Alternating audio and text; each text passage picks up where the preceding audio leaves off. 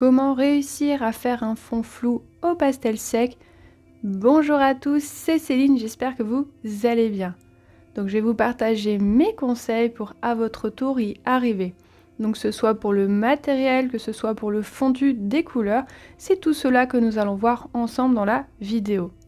Donc dans un premier temps, nous allons parler du matériel. Donc le matériel est très important. Donc ici sur ce fond, je vais travailler avec des bâtonnets dits tendres, voire extra tendres. Donc cela me permettra de mieux les fondre sur le papier.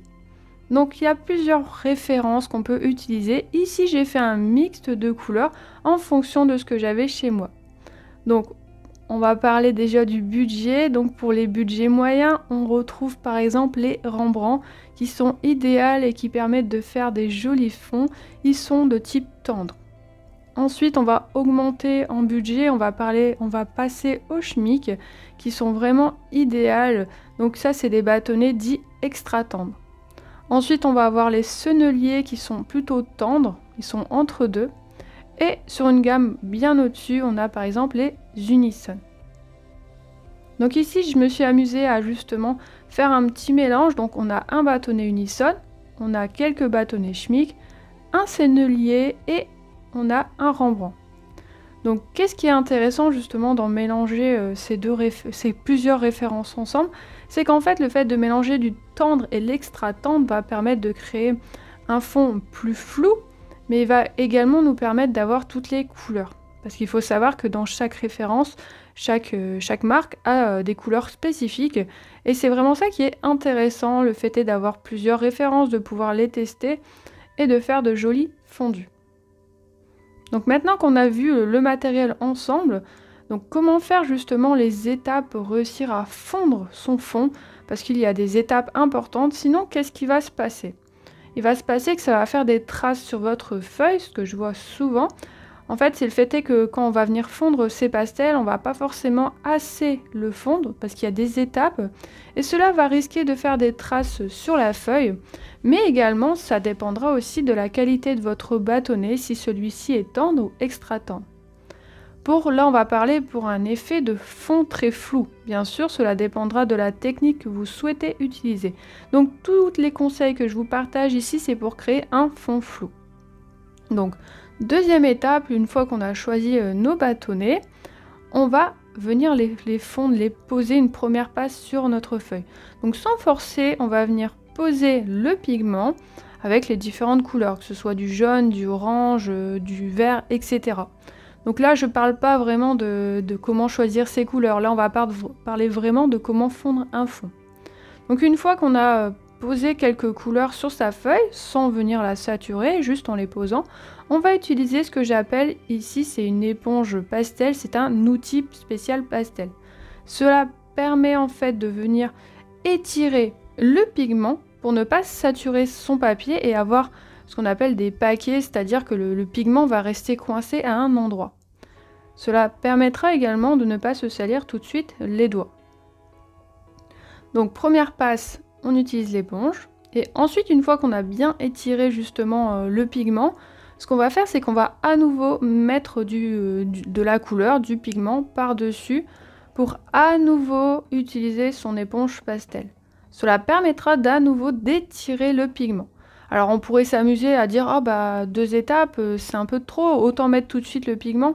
Mais qu'est-ce qu'on va risquer? C'est qu'on va soit mettre pas forcément les bonnes couleurs ou mettre un trop plein de pigment sur sa feuille et après avoir trop justement de cette même couleur. Donc c'est pas ce qu'on recherche.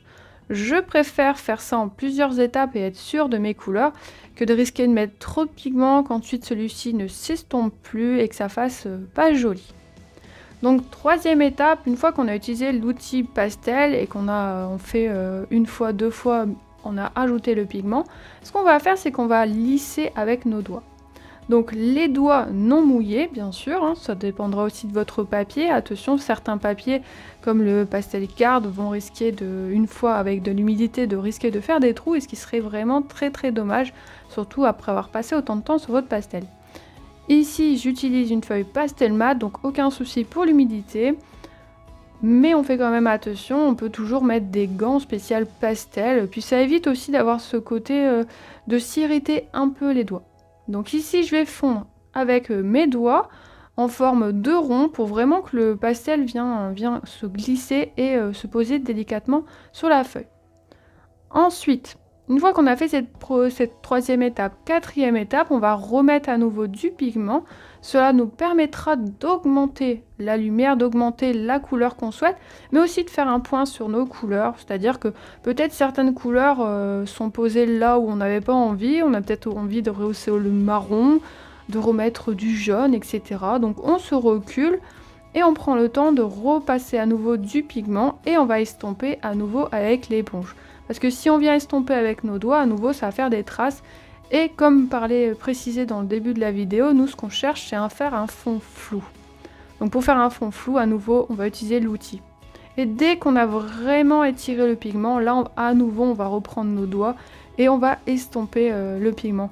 Donc ça, c'est vraiment la technique qui permet de créer un fond flou, de s'amuser justement à donner un effet d'arrière-plan flou et que le cheval, ici, c'est un cheval, le sujet, donc le faire beaucoup mieux ressortir. Et en fait, on va s'amuser à ça pendant une fois, deux fois, trois fois, quatre fois, jusqu'à temps qu'on a le résultat obtenu. De toute façon, plus on va mettre du pigment, plus celui-ci, on va se rendre compte qu'il se fondra de plus en plus fort sur notre papier. Et c'est à ce moment-là qu'on va se dire, bon, là, il faut que je fasse attention, sinon je risque de mettre trop de pigment et après... au risque que celui-ci ne se mélange plus. Donc c'est vraiment des étapes importantes. Merci pour votre soutien pour cette belle année 2023 qui fut riche de nouveaux pastels ou d'aquarelles. Donc j'étais ravie de vous faire toutes ces vidéos, tous ces nouveaux pastels, ces nouveaux cours, ces formations. Donc vraiment un grand merci. Donc je te souhaite de belles fêtes de fin d'année. Prends soin de toi et de tes proches. Profite vraiment de ces instants. Et surtout, pense bien à te reposer également. Donc la vidéo touche à sa fin, je te fais de gros bisous et n'oublie pas de choisir le pastel en commentaire. Allez, gros bisous et à très vite pour de prochaines vidéos.